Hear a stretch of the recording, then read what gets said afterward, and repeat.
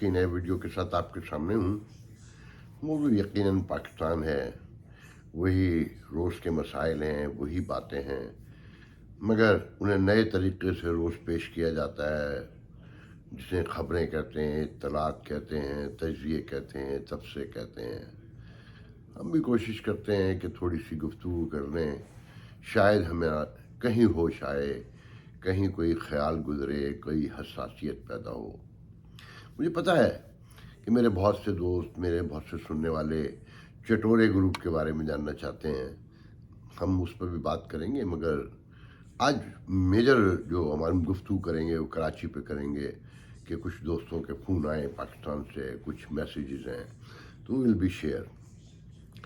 मगर पहले जो रोज़ की रूटीन है कि आपको पता चल गया होगा कि प्रेसिडेंट आरिफ अलवी जो तहरीक इंसाफ के जियाले हैं, यूथिए हैं, मतलब उन्होंने जो नैब ऑर्डिनेंस के हवाले से जो कौमी असम्बली में बिल पास हुआ और सेनेट के मुश्तरका इजलास में उसको फाइनल साइन करने से इनकार कर दिया है कि वो कानून बन सके। हम उस पर बहस नहीं करेंगे। सबको पता है कि जो तरमीम हुई है वो सुप्रीम कोर्ट, हाई कोर्ट के फैसलों की रोशनी में हुई है, जिस पर तहरीक इंसाफ भी कभी राज़ी थी और चाहती थी कि इसमें तरमीम हो। कि उसमें ये इतना बता दूं कि उसमें ऐसी चीज़ें चेंज हुई हैं कि नैब अचानक फैसला करती थी कि फलाने साहब को गिरफ्तार कर लो, कोई सबूत नहीं, कोई इंडाइटमेंट नहीं और कोई विटनेस नहीं, कहीं कुछ नहीं। 8-8, 10-10 महीने लोगों को जेल में रखो और फिर हाथ झाड़ कर घर चले जाओ और कह दो कि जी कुछ नहीं मिला। और फिर खान साहब ने जो कल रिपीट किया, जो खुर्रम दस्तगीर ने कहा था कि एक वजह ये भी थी कि ये नैब के थ्रू और मुख्तलिफ उसमें जजेस वगैरह की तादाद बढ़ाकर ये पूरी अपोजिशन को जेल में डालना चाहते थे। तो इस हुकूमत की तब्दीली के हवाले से जो गुफ्तगू है, खान साहब ने बड़े फ़ख्र से रिपीट किया कि खुर्रम दस्तगीर ने खुद एक्सेप्ट कर लिया कि जनाब वो तो NRO 2 लेने के लिए आए थे और असद उमर भी उसे बयान कर रहे हैं। मगर इसमें जो नट शैल है गुफ्तगू का वो ये है कि आप बेईमानी पर उतर आए थे, सबको पता है, और आप पूरी अपोजिशन को जेल में रखना चाहते थे। आप पार्लियामानी डेमोक्रेसी में प्रेसिडेंशियल सिस्टम रन करना चाहते थे और रास्ते की हर रुकावट को ख़त्म करना चाहते थे। मगर आपका हाल ये था कि हर जगह से साबित हो गया कि आपने जितने कानूनी, आपने कहना चाहिए कि जो बिल वगैरह पास करवाए पार्लियामेंट में, उसमें भी फ़ौज आपकी मदद करती थी, वो आकर बीच में बैठते थे, तब जाके मामलात हल होते थे। आप न सिर्फ उनके कंधे पर आए थे बल्कि उनके कंधे पर बैठकर ही सारे काम भी हो रहे थे और वो ये बोझ लाद लाद के थक चुके थे। शर्मिंदा तो वो भी हैं, और जो आप उनके साथ कर रहे हैं और आपके लोग कर रहे हैं, एक तारीख है पूरी। खैर, हम आगे बढ़ते हैं। एक दिलचस्प खबर मैं आपसे शेयर करना चाहूँगा कि इससे मुल्क के हालात का अंदाज़ा लगाइएगा। आपने सैकड़ों लोगों ने देखा होगा जो अमेरिका से, यूरोप से, कनाडा, जो दुनिया भर से ओवरसीज़ पाकिस्तानी या मिडल ईस्ट से जाते हैं, और आम जो वहाँ शहरों में रहते हैं, कराची, लाहौर, कि कराची, लाहौर के आसमान बादलों से ढके होने के बजाय परिंदों से ढके हुए हैं। परिंदे नहीं, चीलें कहने चाहिए, कौवे कहना चाहिए। तो बड़ा हैरानी होती थी। इस पर मैं बहुत पहले भी बहुत सी गुफ्तगू कर चुका हूँ, मगर कल ये खबर थी कि साद रफ़ीक जो सिविल एविएशन के भी वजीर हैं, उनकी सरबराही में एक इजलास हुआ और उसमें ये तय हुआ कि जनाब कि जो परिंदे आसमान पर उड़ रहे हैं, इनकी वजह से जहाज़ों के उतरने और चढ़ने में बहुत प्रॉब्लम है और हादसे हो सकते हैं। कि कचरे के ढेर साफ़ किए जाएं एयरपोर्ट के अतराफ से, जहाँ जो जहाज़ का रास्ता है उसमें जहाँ जहाँ भी, और इसे महफूज बनाने की कोशिश की जाए कि कोई बड़ा हादसा ना हो। मगर जब शहरियों की तरबियत ये हो कि वो मिन्नतें मानकर गोश्त लेकर सड़कों पे खड़े हों और परिंदों को दिखा दिखा कर फेंक रहे हो लौथड़े के लौथड़े।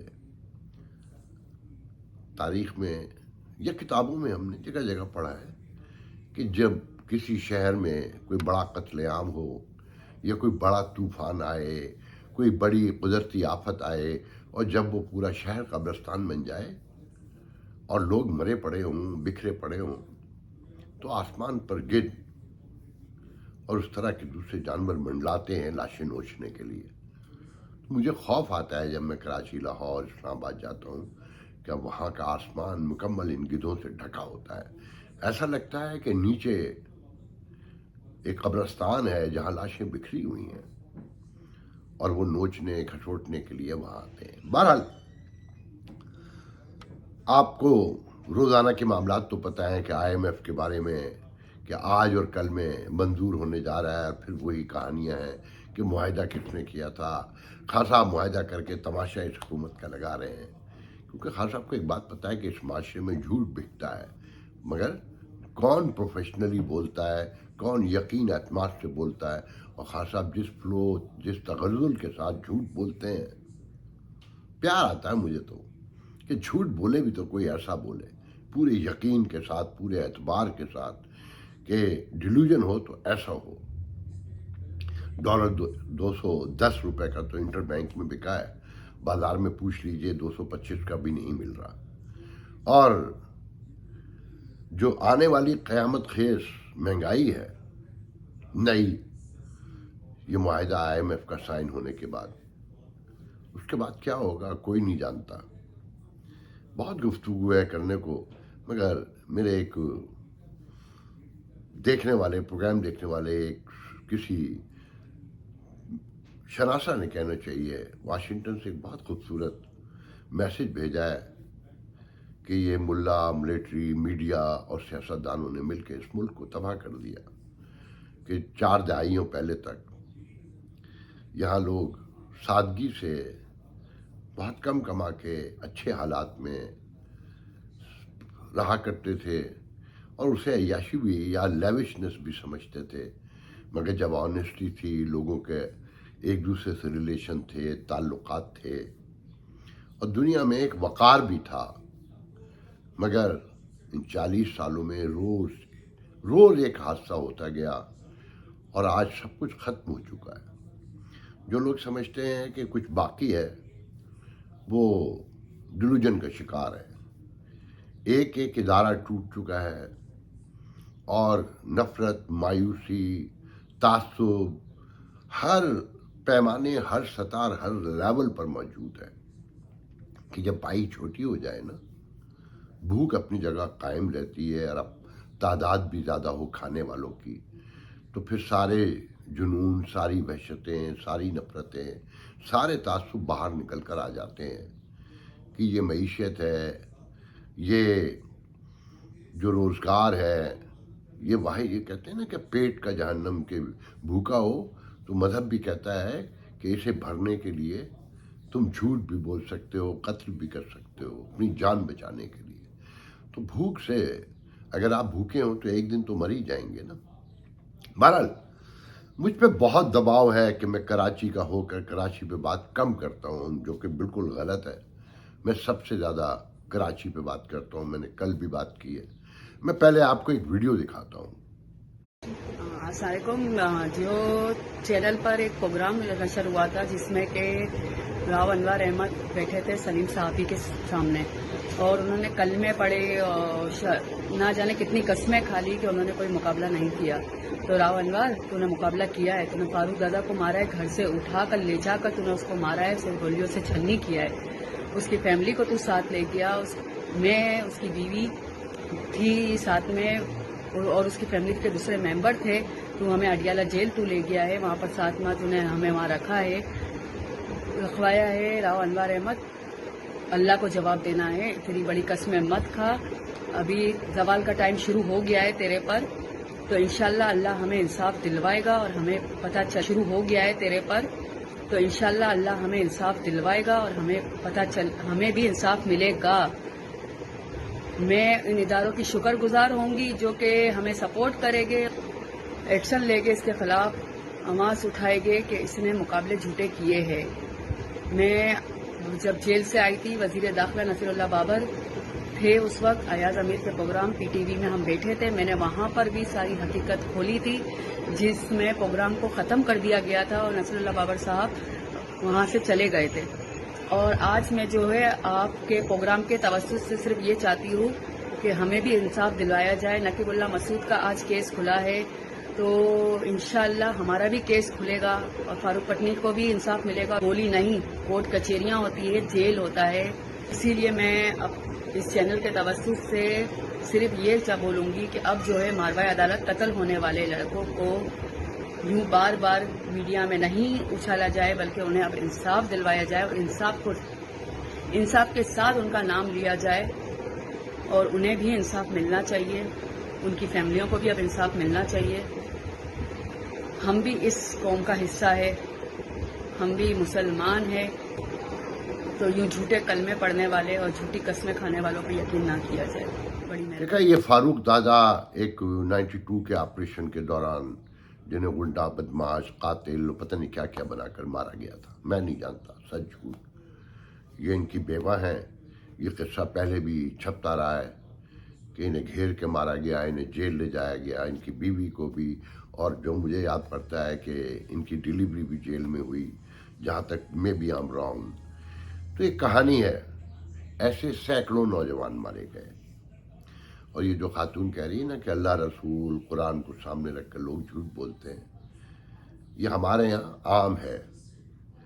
آئین میں جو حلف ہے وہ قرآن ہی ہے نا، کہ آپ کسی عہدے کا حلف لیتے ہیں تو قرآن کو، حلف کا مطلب قرآن اٹھا کر آپ اس سے اپنی وہ ثابت کرتے ہیں کہ ہاں ہم ایسا ہی کریں گے جو آئین نے کہا ہے. کیا کبھی اس کا پاس کیا گیا کسی بھی لیول پر، کسی بھی سطح پہ؟ آج صدر جو کر رہا ہے کیا وہ کانسٹیٹیوشن کے مطابق کر رہا ہے؟ یا ماشاء اللہ میں جو کچھ ہوتا رہا، یا ماشاء اللہ جس طرح لگائے جاتے رہے، یا پس پردہ کندھوں پہ بٹھا کر لایا اتارا جاتا رہا جو آج تک ہے، تو کیا وہاں قرآن کی پاسداری ہوئی؟ اور یہ ملک تو مقتل بن چکا ہے. جہاں سے دیکھ لیجئے، جہاں سے شروع کر لیجئے، ایسے ہی لوگ مارے جاتے رہے ہیں. MKM کبھی میرا نظریاتی ان سے ساتھ نہیں رہا. میں ہمیشہ ان کے خلاف ایک بڑی آواز کے طور پہ نارتھ امریکہ میں سمجھا جاتا رہا. مجھ سے میرے ہی دوست خار کھایا کرتے تھے. مگر جو میرا سچ تھا وہ غلط ہو سکتا ہے تو تاریخ ثابت کرے گی، یا کر رہی ہے. مگر جہاں پر ظلم ہو، وہ بلوچوں کے ساتھ ہو، پشتونوں کے ساتھ ہو، پنجابیوں کے ہو، سندھیوں کے ہو، کسی بھی طبقے کے ساتھ ہو، وہ ظلم ہے. اور اسے ظلم کہنا ہی انسانیت ہے.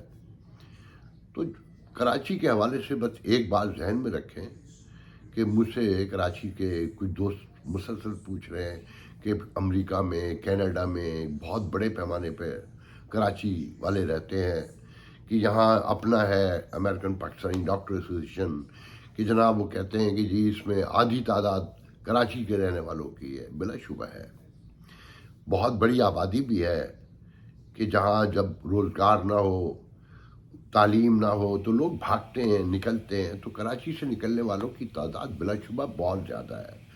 کہ کراچی کے اب گھروں میں گزشتہ 20 سال سے ایک چلن ہے، 30 سال سے، کہ بس کسی صورت سے بچے کو تعلیم دلواؤ اور وہ بڑا ہو، اور ایک دعا ہوتی ہے کہ اسے بس اللہ تعالیٰ باہر لے جائے، لندن، امریکہ، سعودی عرب، آسٹریلیا، کینیڈا. اور یہ اردو بولنے والے زیادہ تر کوشش کرتے ہیں کہ یورپ، امریکہ آئے.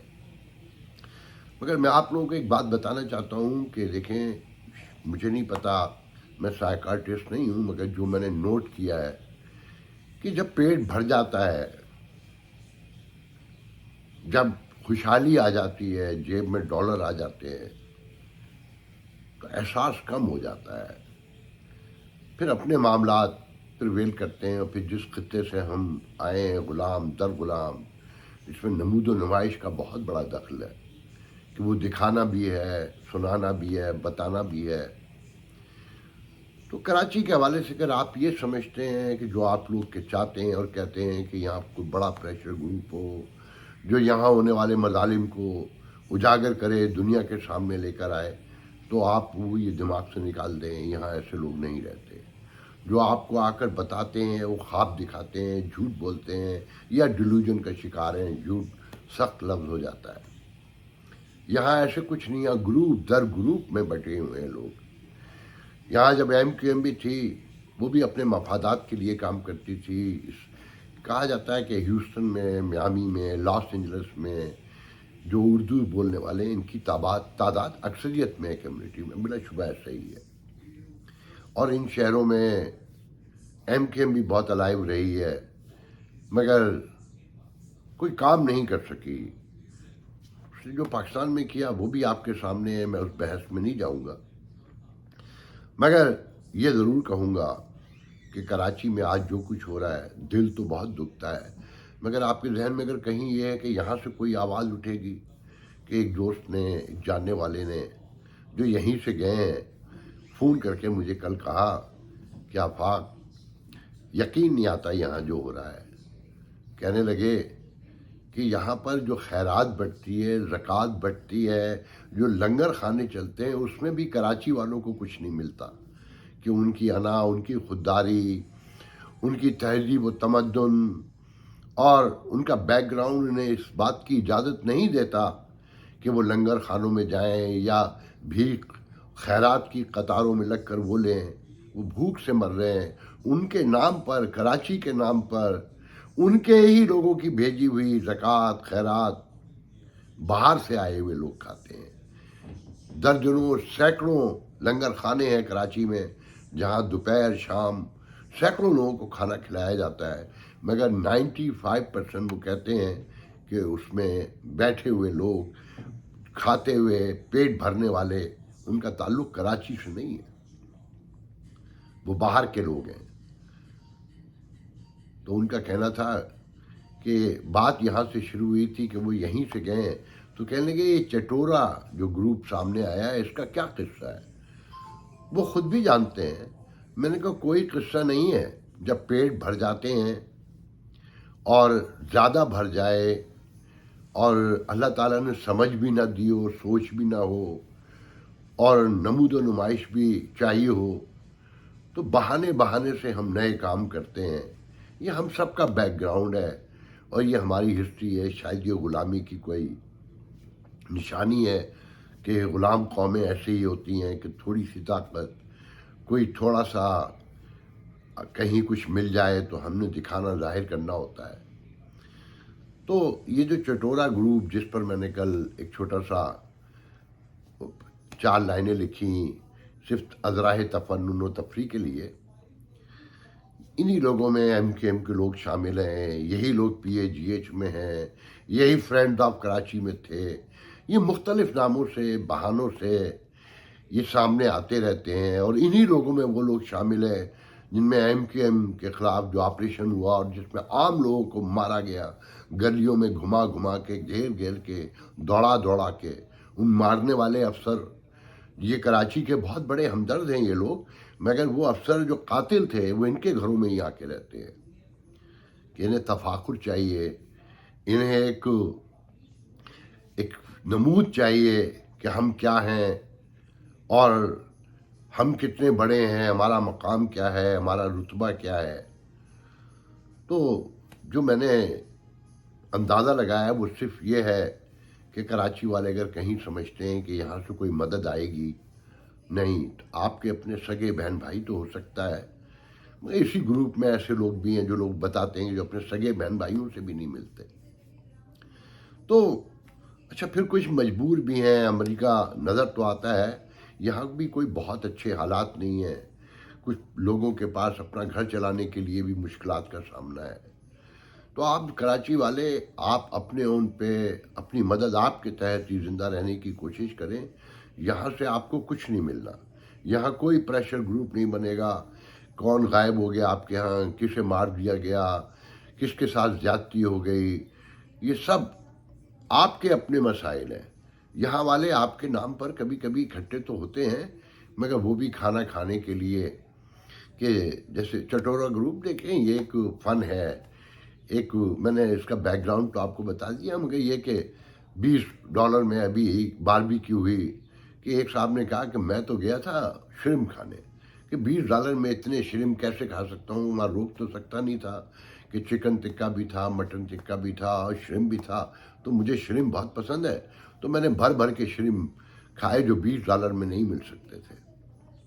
تو یہ مرغیوں کے، چکن کے، مٹن کے اور شرم کے قاتل بنے ہوئے ہیں ان دنوں. کبھی رات گئے کسی ریسٹورینٹ میں نمودار ہوتے ہیں 30-35 کی شکل میں، تو کبھی دوپہر کے لنچ پہ کہیں جمع ہوتے ہیں اور انہیں فخر ہے چٹورا کہلانے پر. تو بس اتنا ذہن میں رکھیں. کراچی والوں کو میرا ایک ہی پیغام ہے کہ آپ نے اپنے طور پہ زندہ رہنا ہے. یہاں سے آپ کو کہیں کوئی کمک نہیں آنی، کوئی مدد نہیں ملنی. یہ خیرات زکوٰۃ بھی اپنے خوف کے تحت دیتے ہیں، اپنے ڈر کے تحت دیتے ہیں کہ 99% ان میں مجھ سمیت ہر وہ شخص جو کراچی سے ہو، لاہور سے ہو، کہیں سے ہو، اگر پیسے ہاتھ لگ گئے ہیں تو پشتوں میں پیچھے کہیں نہیں تھے وہ پیسے. اگر پیسے ہوتے تو ہم یہاں تھوڑی آتے. تو ایک خوف ہے کہ یہ ہم سے چھن نہ جائیں، تو ہم اس چھننے کے خوف سے اس میں سے کچھ شیئر نکال کر بھیج دیتے ہیں. مگر بھیجنے کے بعد یہ نہیں سوچتے کہ یہ جہاں لگنے چاہیے تھے، جس مقصد کے لیے اللہ تعالیٰ نے حکم دیا ہے کہ وہاں لگے یا نہیں لگے. تو اس روشنی میں اپنی زندگی کے فیصلے کریں اور اپنے طور پہ جینے کی کوشش کریں. سوچیں کہ آپ کیسے متحد ہو سکتے ہیں، آپ کیسے زندہ رہ سکتے ہیں، ایک دوسرے کی حفاظت کیسے کر سکتے ہیں. آخری بات پھر یہ کہوں گا، یہاں سے کوئی امید نہ کریں. اللہ حافظ.